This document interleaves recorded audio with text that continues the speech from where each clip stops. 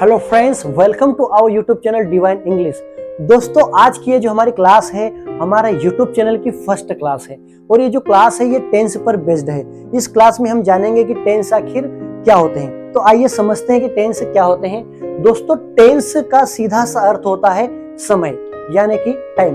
तो जो टेंस होते हैं वो किसी काम के होने के टाइम को दिखाता है कि कोई काम जो है वो कब हुआ है, और साथ ही साथ टेंस दिखाते हैं कि कोई काम जो है कि वो कितना हुआ है। जैसे कि एग्जांपल से मैं आपको समझाना चाहता हूं।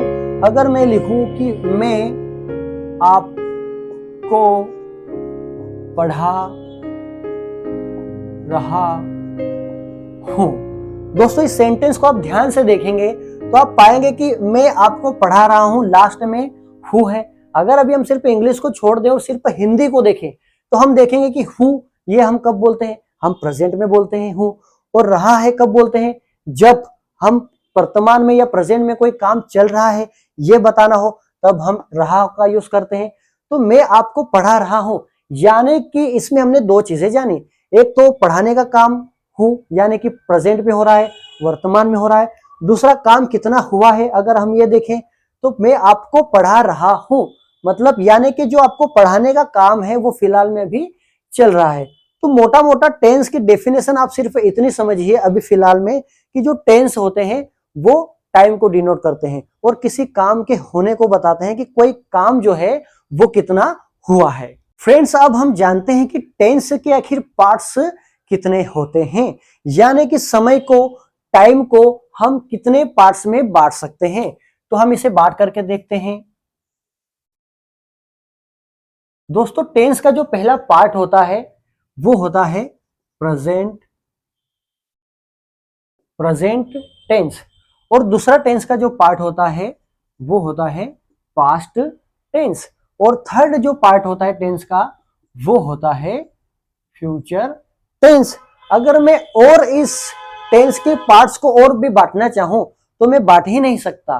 क्यों नहीं बांट सकता? क्योंकि जो टाइम है दोस्तों, टाइम को हम तीन ही भागों में बांट सकते हैं। एक तो प्रेजेंट यानी कि वर्तमान, फिलहाल अभी क्या चल रहा है, वर्तमान में क्या हो रहा है, हमारे दैनिक जीवन में क्या हो रहा है, उसे हम कहते हैं प्रेजेंट के नाम से हम जानते हैं, यानी कि प्रेजेंट टेंस। और पास्ट टेंस से क्या होता है दोस्तों, पास्ट टेंस में हम पढ़ते हैं कि बीते हुए समय में क्या क्या हुआ है।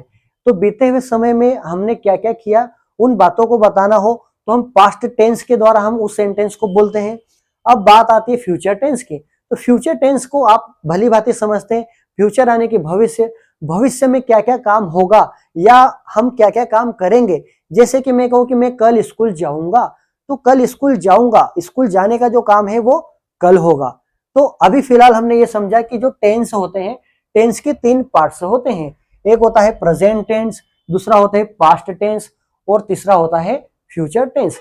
अब हम समझते हैं कि प्रेजेंट, पास्ट, फ्यूचर के भी और कुछ इनको मिला करके कुछ टाइप्स होते हैं। आपने कई बार सुना भी होगा, जैसे आपने सुना होगा इनडेफिनेट टेंस, फिर आपने सुना होगा कंटिन्यूअस टेंस, फिर आपने सुना होगा परफेक्ट टेंस, फिर आपने जरूर सुना होगा perfect continuous tense.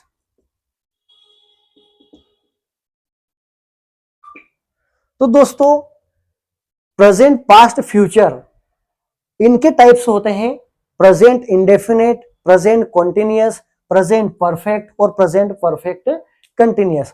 Present indefinite, ऐसे ही पास्ट इंडेफिनेट भी होता है और इसी प्रकार से फ्यूचर इंडेफिनेट भी होता है। अब बात आती है कंटिन्यूअस की, तो प्रेजेंट कंटिन्यूअस भी होता है, पास्ट कंटिन्यूअस भी होता है और फ्यूचर कंटिन्यूअस भी होता है। अब बात आती है परफेक्ट की, तो प्रेजेंट परफेक्ट टेंस भी होता है और पास्ट परफेक्ट टेंस भी होता है और फ्यूचर परफेक्ट टेंस भी होता है। अब जो लास्ट वाला है perfect continuous tense, present perfect continuous tense भी होता है, पास्ट परफेक्ट कंटिन्यूअस टेंस भी होता है और फ्यूचर परफेक्ट कंटिन्यूअस टेंस होता है। अभी जब आप इसको देखेंगे तो आप सोच रहे इतनी लाइनें इधर से, इतना इधर से, इतना इधर से, ये सब क्या है? फिलहाल अभी हम ये जानते हैं कि प्रेजेंट टेंस के 4 टाइप होते हैं, उसी प्रकार पास्ट टेंस के भी 4 टाइप होते हैं और फ्यूचर टेंस के भी 4 टाइप होते हैं। तो अभी आप ज्यादा डिटेल में हम नहीं जाए, अभी सिर्फ हम इतना समझे कि प्रेजेंट, पास्ट, फ्यूचर के हर एक टेंस के 4 टाइप होते हैं। तो 4 टाइप अगर इसके हैं, 4 टाइप पास्ट के भी है, 4 टाइप फ्यूचर के भी है, तो तीनों को अगर हम जोड़ेंगे तो 4, 8 और 4 12, यानी कि टेंस के टोटल 12 टाइप्स होते हैं। और इन 12 टाइप्स से हम पूरी तरीके से हम हमारे इंग्लिश के सेंटेंस बहुत अच्छे से बोल सकते हैं। जो भी इंग्लिश बोलना चाहता है दोस्तों, टेंस उसके लिए बहुत ही इंपॉर्टेंट है। और ये सारे जो 12 टाइप्स हैं ये सभी के सभी बहुत इंपॉर्टेंट है, इन सभी का अपना अपना एक इंपॉर्टेंस है। अब हम इनको आगे समझते हैं डिटेल में कि प्रेजेंट इंडेफिनिट कैसे बनेगा, इसका स्ट्रक्चर क्या होता है, इसका फॉर्मूला क्या होता है, इनके सेंटेंस कैसे होते हैं। तो आइए समझते हैं दोस्तों। अभी सिर्फ हमने इतना जाना है कि प्रेजेंट टेंस के 4 टाइप होते हैं, पास्ट के भी 4 टाइप होते हैं, फ्यूचर के भी 4 टाइप होते हैं, टोटल 12 टाइप होते हैं टेंस के। अब हम डिटेल में हर एक टेंस को समझेंगे, और उसके पहले हम समझेंगे कि हेल्पिंग वर्ब क्या होती है दोस्तों। ऐसा इसलिए कि हम जब भी टेंस पढ़ेंगे, कोई सा भी टेंस का टाइप पढ़ेंगे, तो हमें जरूरत पड़ेगी हेल्पिंग वर्ब की। इसलिए हम हेल्पिंग वर्ब को पहले ही समझ लेते हैं, ताकि बाद में जब हम सेंटेंस बनाए तो हमें किसी प्रकार की कोई प्रॉब्लम का सामना नहीं करना पड़े। तो आइए जानते हैं कि हेल्पिंग वर्ब क्या होती है। हेल्पिंग वर्ब, हेल्पिंग का मतलब होता है मदद करना। तो ऐसी वर्ब जो कि सेंटेंस बनाने में हमारी मदद करे, उस वर्ब को हम कहते हैं हेल्पिंग वर्ब। तो प्रेजेंट टेंस में हम कौन से हेल्पिंग वर्ब का यूज करते हैं? तो प्रेजेंट टेंस में हम डू का यूज करते हैं, डस का, इज, एम, आर का, हैज और हैव का। इन वर्ब का यूज हम प्रेजेंट टेंस में करते हैं। यानी कि आप किसी भी सेंटेंस में जब do, does, is, am, are, has, have को देखेंगे, इससे आप पहचान जाएंगे कि वो जो सेंटेंस है वो प्रेजेंट टेंस का है। अब हम बात करते हैं पास्ट टेंस की। तो पास्ट टेंस में यूज होने वाले हेल्पिंग वर्ब है वॉज, वर और हैड। इन्हें देख करके आप बता सकते हैं कि सेंटेंस जो है वो पास्ट टेंस में है। अब हम बात करते हैं फ्यूचर टेंस की। तो फ्यूचर टेंस में दोस्तों विल और शैल का हम यूज करते हैं। जब भी फ्यूचर टेंस का सेंटेंस हमें बनाना हो तो विल और शैल का यूज करेंगे। तो ये जो जितनी भी हेल्पिंग वर्ब है, बिना इसके हम कोई भी सेंटेंस नहीं बना सकते। टेंस को समझने के लिए हेल्पिंग वर्ब का यूज करना बहुत ही जरूरी है। अब हम बात करते हैं प्रेजेंट टेंस का जो पहला टाइप है वो है present indefinite tense. Present indefinite tense. अब हम प्रेजेंट इंडेफिनेट टेंस में जो सेंटेंस पढ़ेंगे, हम उसकी पहचान कैसे करेंगे कि ये प्रेजेंट इंडेफिनेट का ही सेंटेंस है? तो दोस्तों हिंदी में तो हम इजीली कर सकते हैं। अगर हिंदी के किसी भी सेंटेंस में आपको ता है, ती है, ते है नजर आता है, इससे आप पहचान जाइए कि ये जो सेंटेंस है ये प्रेजेंट इंडेफिनेट के सेंटेंस है। जैसे मैं खाना खाता हूं, मैं स्कूल जाता हूं, मैं पढ़ाई करता हूं, वह स्कूल जाती है, वह पढ़ाई करती है, वे स्कूल जाते हैं, हम स्कूल जाते हैं, वे खाना बनाते हैं। तो ता है, ती है, ते है, हिंदी के सेंटेंसेस के अकॉर्डिंग आप समझ जाएंगे कि ये सेंटेंस जो है प्रेजेंट इंडेफिनेट टेंस के हैं। अब प्रेजेंट इंडेफिनिट टेंस का स्ट्रक्चर हम देखते हैं। तो स्ट्रक्चर में सबसे पहले आता है सब्जेक्ट, फिर आती है वर्ब और फिर आता है ऑब्जेक्ट। दुनिया का कोई भी सेंटेंस जो है दोस्तों वो 3 ही चीजों से बनता है, सब्जेक्ट, वर्ब और ऑब्जेक्ट से। तो सब्जेक्ट क्या होता है सेंटेंस में? सब्जेक्ट का मतलब है कि सेंटेंस में काम करने वाला। जैसे मैं कहूं कि मैं खाना खाता हूं, तो खाना खाने वाला कौन है? मैं। तो मैं सेंटेंस का सब्जेक्ट हो गया। और खाना खाना, काम कौन सा हो रहा है खाना खाने का? यानी कि ईट। तो ईट हमारी वर्ब हो गई। और ऑब्जेक्ट, ऑब्जेक्ट यानी कि किस पर काम हो रहा है। तो यहाँ पर काम किस पर हो रहा है दोस्तों? खाने पर। खाना खाता हूं, तो जो खाना है यानी कि भोजन, वो हमारा ऑब्जेक्ट बन जाता है। तो ये जो स्ट्रक्चर है ये प्रेजेंट इंडेफिनिट के कौन से टेंस का स्ट्रक्चर है? ये है अफर्मेटिव टेंस का, यानी कि अफर्मेटिव सेंटेंसेस हम इसमें पढ़ेंगे। तो अफर्मेटिव का मतलब होता है पॉजिटिव, यानी कि जितने भी हाँ वाले सेंटेंसेस होते हैं वो सेंटेंसेस पॉजिटिव सेंटेंसेस होते हैं। अब दोस्तों इसमें हम वर्ब का फर्स्ट फॉर्म देखते हैं। तो वर्ब के फर्स्ट फॉर्म को हम वर्ब का बेस फॉर्म भी कहते हैं। अब किसी किसी सब्जेक्ट में क्या होता है कि वर्ब के साथ एस और ईएस का भी यूज होता है। तो एस और ईएस का यानी कि जब किसी वर्ब के फर्स्ट फॉर्म में यानी कि बेस फॉर्म में जब एस ईएस लग जाता है तो उसे हम कौन सी वर्ब कहते हैं, उसे हम वर्ब का फिफ्थ फॉर्म कहते हैं। तो देखते हैं कि एस वर्ब का फर्स्ट फॉर्म कहाँ यूज होगा और एस और एस यस कौन से सब्जेक्ट के साथ लगेगा। तो दोस्तों एक होता है सिंगुलर सब्जेक्ट, ये जो सब्जेक्ट है एक सिंगुलर होता है और एक सब्जेक्ट होता है प्लूरल। तो जितने भी सिंगुलर सब्जेक्ट होते हैं उनके साथ वर्ब के फर्स्ट फॉर्म यानी कि मेन फॉर्म, बेस फॉर्म और उसके साथ एस यस, तो वो कौन सा फॉर्म बन जाएगा, वो वर्ब का फिफ्थ फॉर्म बन जाएगा। और सब्जेक्ट कौन कौन से होते हैं सिंगुलर में, ही होता है, शी होता है, इट होता है और किसी का नाम होता है। तो जब भी सेंटेंस में ही, सी, इट, नेम आता है तो हम वर्ब के साथ एस और यस का यूज करेंगे। अब दूसरा जो सब्जेक्ट होता है वो होता है प्लूरल सब्जेक्ट। तो सेंटेंस में जब प्लूरल सब्जेक्ट आता है तो आई को छोड़कर ये सब प्लूरल माने जाते हैं। आई भी प्लूरल माना जाता है, लेकिन आई में थोड़ा सा में कंफ्यूजन होता है कि आई यानी मैं तो अकेला हूं, अकेला यानी कि सिंगुलर। लेकिन ये जो है दोस्तों एक अपवाद है इंग्लिश में। तो आई, यू, वी, दे इनके साथ यूज होता है वर्ब के फर्स्ट फॉर्म का, और ही, सी, इट, नेम के साथ यूज होगा वर्ब के फर्स्ट फॉर्म का और एस और ईएस का। दोस्तों अब एक और चीज हम समझते हैं, यहां पर आप दो चीजें देख रहे हैं, एक तो देख रहे हैं एस और दूसरा है ईएस। तो एस कब यूज होगा और ईएस कब यूज होगा, तो इसमें चिंता करने की कोई जरूरत नहीं। आइए इसे भी हम समझ लेते हैं।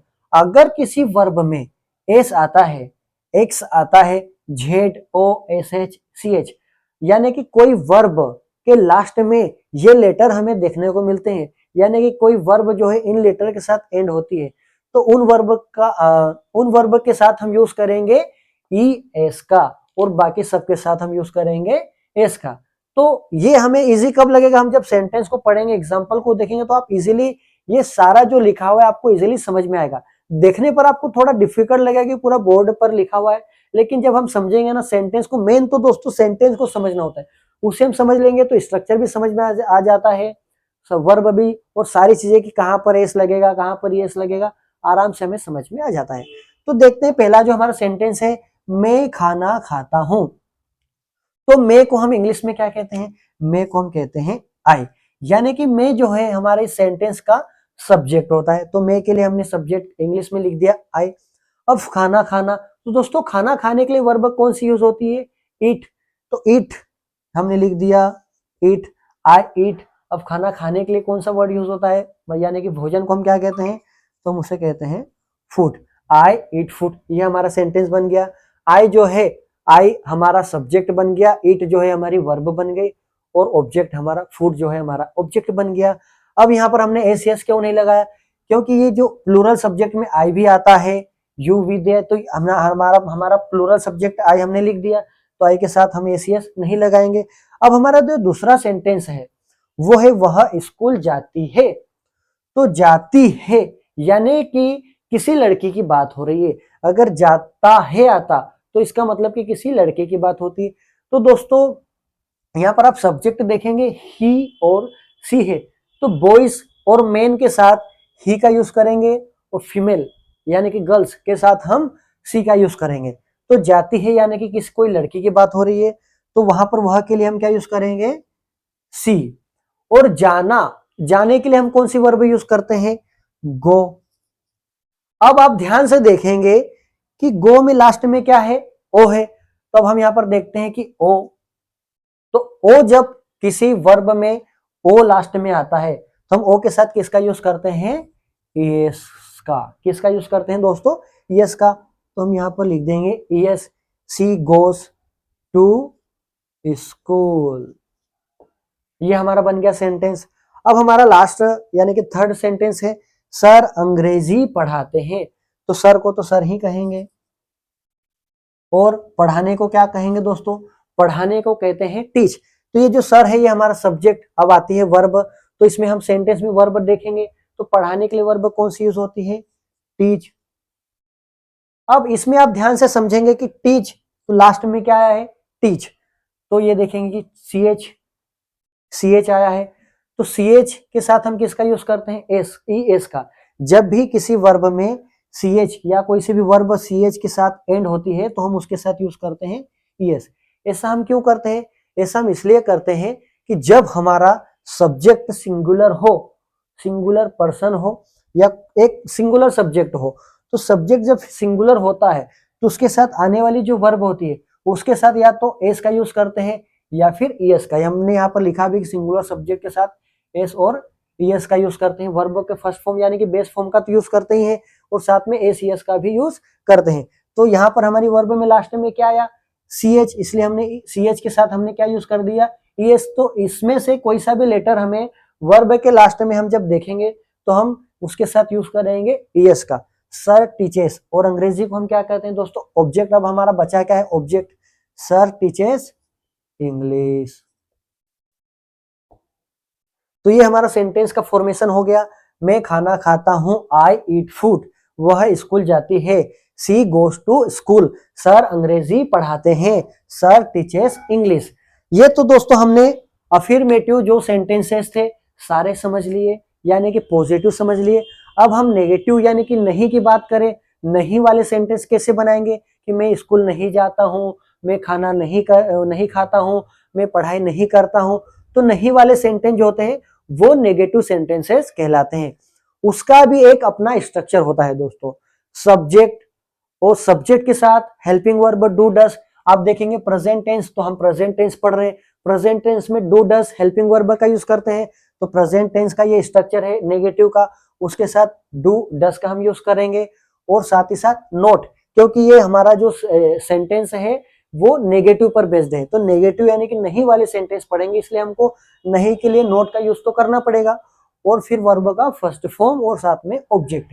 जैसे आपने यहाँ पर देखा था कि अगर सब्जेक्ट सिंगुलर हो तो उसके साथ हम एसीएस का यूज करते हैं, यहाँ पर भी वैसे ही होगा, लेकिन यहाँ पर मेन वर्ब में एसीएस नहीं लगेगा। यहाँ पर एसीएस, इसमें ऑलरेडी ईएस लगा हुआ है। तो हम इस पहला सेंटेंस देखते हैं, वह अंग्रेजी नहीं बोलता है। वह अंग्रेजी नहीं बोलता है, तो ता है आया है, मतलब कि किसी लड़के की या किसी बॉय की बात हो रही है। तो वह के लिए हम जब लड़का होता है तो क्या यूज करते हैं, ही। अब तो सब्जेक्ट हमारा हो गया ही। अब यहाँ पर डू और डज है। अब हम इसमें कैसे यूज करेंगे, डू का यूज कहाँ होगा और डज का यूज कहाँ होगा। तो ही, जब भी कोई सब्जेक्ट सिंगुलर होता है तो उसके साथ हम डस का यूज करते हैं। जैसे ही, सी, इट, नेम, इसमें से कोई सब्जेक्ट जब यहां पर आएगा तो हम उसके साथ डस का यूज करेंगे। मैं यहां पर लिख भी देता हूं सिंगुलर सब्जेक्ट और प्लूरल सब्जेक्ट। तो ही सब एक सिंगुलर सब्जेक्ट है, इसलिए ही के साथ हम डस का यूज करेंगे, ही डज। अब नोट, अब आती है वर्ब।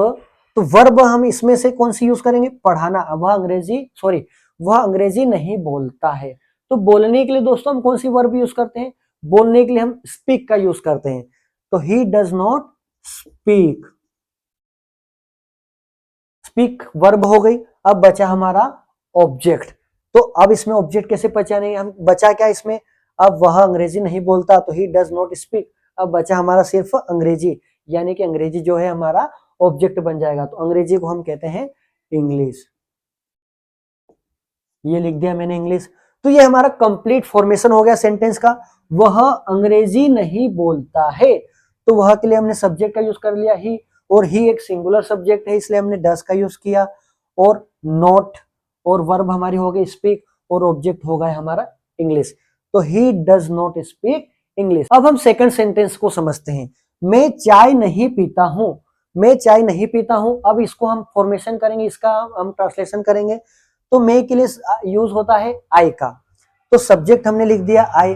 अब यहाँ पर आता है डू और डस, तो आई के साथ हम किसका यूज करेंगे, डू का। क्योंकि डू का करेंगे, डस का क्यों नहीं करेंगे, क्योंकि आई एक प्लूरल सब्जेक्ट माना जाता है, इसलिए आई के साथ डू का यूज करेंगे। तो हमने लिख दिया डू।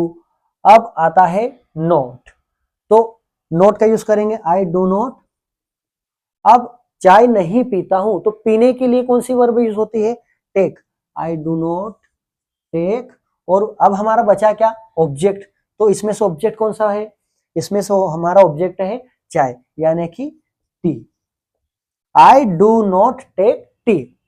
अब हम एक और चीज समझ लेते हैं, ये जो डज नॉट है इसे हम डजंट भी लिख सकते हैं, यानी कि इसका शॉर्ट फॉर्म भी लिख सकते हैं, और डू नॉट को हम डोंट भी लिख सकते हैं। ऐसा जरूरी नहीं है कि हम हमारे ऊपर है वो, तो कि डज नॉट लिखें या डू नॉट लिखें या डजंट कहें या डोंट कहें, जो हमको सुटेबल लगे उसका हम यूज करेंगे।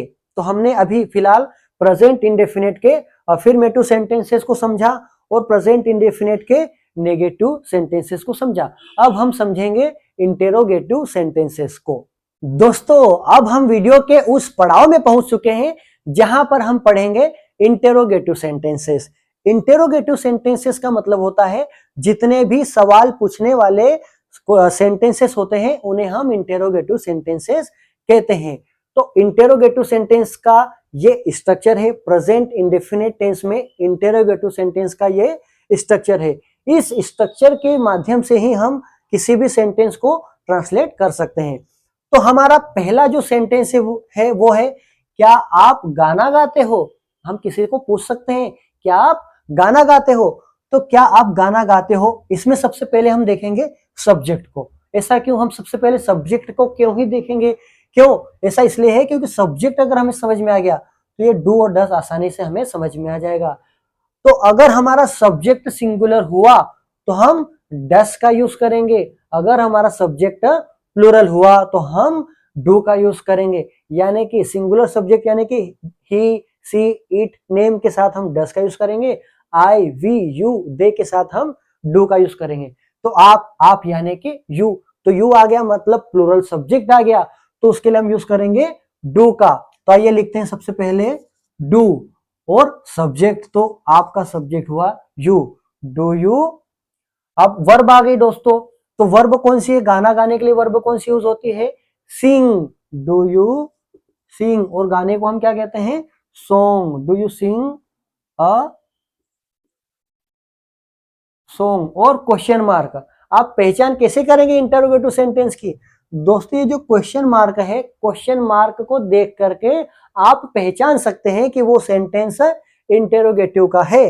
आइए समझते हैं दूसरा सेंटेंस, क्या वह क्रिकेट खेलता है, क्या वह क्रिकेट खेलता है। हम किसी को पूछ सकते हैं कि क्या आप क्रिकेट खेलते हो, क्या वह क्रिकेट खेलता है, तो क्या वह क्रिकेट खेलता है। ऐसा मत देखना कि क्या आ गया तो हम लिख देंगे व्हाट, नहीं दोस्तों आपको ऐसा बिल्कुल भी नहीं करना है, ऐसे से आपकी इंग्लिश खराब हो जाएगी और लोग आपको हंसेंगे, ऐसा हमें बिल्कुल भी नहीं करना है। अब यहाँ पर हम देखेंगे सब्जेक्ट, सब्जेक्ट कौन सा है, वह का होता है ही, खेलता है यानी कि किसी बॉय की बात हो रही है तो ही एक हमारा सिंगुलर सब्जेक्ट होता है। तो जब भी हम सिंगुलर सब्जेक्ट की बात करेंगे तो हम यूज करेंगे डस का, तो हम यहाँ पर लिख देंगे डस और वह के लिए हो जाएगा ही। अब आ गए वर्ब, तो खेलने के लिए वर्ब कौन सी यूज होती है, play, does he play cricket को क्रिकेट कहेंगे, डज ही प्ले क्रिकेट।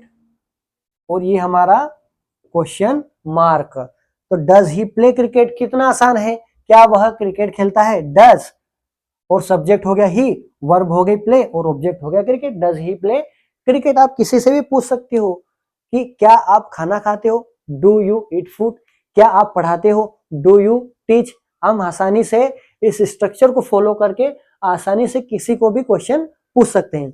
अब दोस्तों ये आपने समझ लिया। अब हम बात करते हैं WH फैमिली से बनने वाले सेंटेंसेस की।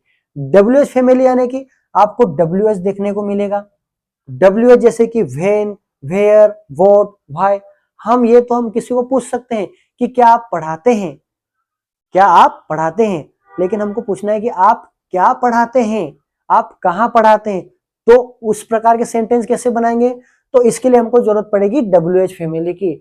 जैसे कि इसमें पहला आता है व्हेन, व्हेन का मतलब होता है कब, फिर आता है वेयर, वेयर का मतलब होता है कहाँ, आप कहाँ जाते हो या आप कहाँ जा रहे हो। व्हाट यानी कि क्या, आपका नाम क्या है। व्हाई यानी कि क्यों, आप यहाँ क्यों रहते हो, आप क्यों पढ़ाते हो। हाउ, हाउ का मतलब होता है कैसे, आप कैसे बाइक चलाते हो, आप कैसे बात करते हो, आप कैसे इंग्लिश बोलते हो, आप कैसे पढ़ाते हो। तो WH फैमिली के सेंटेंस को समझना बहुत ही हमारे लिए जरूरी है। अब इसमें हमारा पहला सेंटेंस है, आप खाना कब खाते हो। देखिए कब आ गया, तो कब को क्या कहते हैं, व्हेन, हमको व्हेन का यूज करना पड़ेगा। WH आ गया मतलब WH फैमिली के क्वेश्चन वर्ड, इसे क्वेश्चन वर्ड भी कहते हैं दोस्तों। तो क्या आप खाना खाते हो, इसमें आप खाना कब खाते हो, इसमें सबसे पहले आएगा WH, जिसे यहाँ पर आया था डू डस, तो हमने डू डस का यूज किया। अब यहाँ पर WH आता है तो हमको इसमें से पहचानना रहेगा कि हम WH का कौन सा यूज करें। तो कब, कब के लिए हम किसका यूज करेंगे, व्हेन का। तो हमने लिख दिया व्हेन। व्हेन अब वापस आ गया डू और डस, तो यहां पर भी वैसे ही होगा, सिंगुलर सब्जेक्ट हुआ तो डस, प्लूरल सब्जेक्ट हुआ तो डू। तो यहां पर किसकी बात हो रही है? आपकी। किसकी बात हो रही है? आप आने की यू। तो व्हेन यू के साथ हम किसका यूज करते हैं? डू का। व्हेन डू यू, यू हमारा सब्जेक्ट हो गया। और खाना खाने के लिए कौन सी वर्ब होती है? ईट। व्हेन डू यू ईट, और खाने के लिए मतलब भोजन को क्या कहते हैं? Food. When do you eat food. When do you eat food. When WH हो गया, और डू सब्जेक्ट हमारा प्लूरल है इसलिए हम डू का यूज करेंगे। और वर्ब कौन सी यूज होगी खाना खाने के लिए? ईट। और फूड हमारा ऑब्जेक्ट बन गया। अब हमारा नेक्स्ट सेंटेंस आता है, सर कहाँ रहते हैं? सर कहाँ रहते हैं? सॉरी, यहां पर मैंने गलती से, यहां पर आएगा क्वेश्चन मार्क। सर कहाँ रहते हैं? तो WH, अब WH में पहचानेंगे कहाँ के लिए WH कौन सा यूज होगा? वेयर। तो हम लिख देंगे पहले यहां पर वेयर। अब देखेंगे सब्जेक्ट को, कि सब्जेक्ट अगर सिंगुलर हुआ तो डस का यूज करेंगे, सब्जेक्ट अगर प्लूरल हुआ तो डू का यूज करेंगे। तो सब्जेक्ट कौन सा है? सर। सर कहाँ रहते हैं? सर हमारा सब्जेक्ट हो गया, तो सर को तो सर ही कहेंगे, लेकिन उसमें डू और डस का यूज करना पड़ेगा। तो सर एक सिंगुलर सब्जेक्ट माना जाता है, इसलिए हम सिंगुलर के साथ किसका यूज करेंगे? डस का। यहां पर लिख देता हूं सिंगुलर और प्लूरल। तो सर एक सिंगुलर सब्जेक्ट, इसलिए किसका यूज करेंगे? डस का। वेयर डस, और सब्जेक्ट है सर। वेयर डस सर, और रहने के लिए क्या कहते हैं? Live. Where does sir live. तो दोस्तों आपने देखा कि कितने आसान तरीके से हमने प्रेजेंट इंडेफिनिट टेंस को पढ़ा, अफर्मेटिव को पढ़ा, नेगेटिव को पढ़ा, हमने इंटेरोगेटिव सेंटेंसेस भी बड़े आसानी से समझ लिए, हमने WH वाले भी बड़े आसानी से समझ लिए। अब दोस्तों अगली जो हमारी क्लास है वो प्रेजेंट कंटिन्यूअस टेंस पर बेस्ड होगी। जिस तरीके से हमने प्रेजेंट इंडेफिनिट टेंस पढ़ा उतने ही आसान तरीके से हम प्रेजेंट कंटिन्यूअस टेंस को भी पढ़ेंगे। एक आपसे रिक्वेस्ट है कि आप हमारे चैनल को सब्सक्राइब करें और बेल आइकॉन को दबाएं, ताकि हमें मोटिवेशन मिले और हम नए वीडियोस बनाएं। तो thank you so much for watching my video. मिलते हैं नए वीडियो में।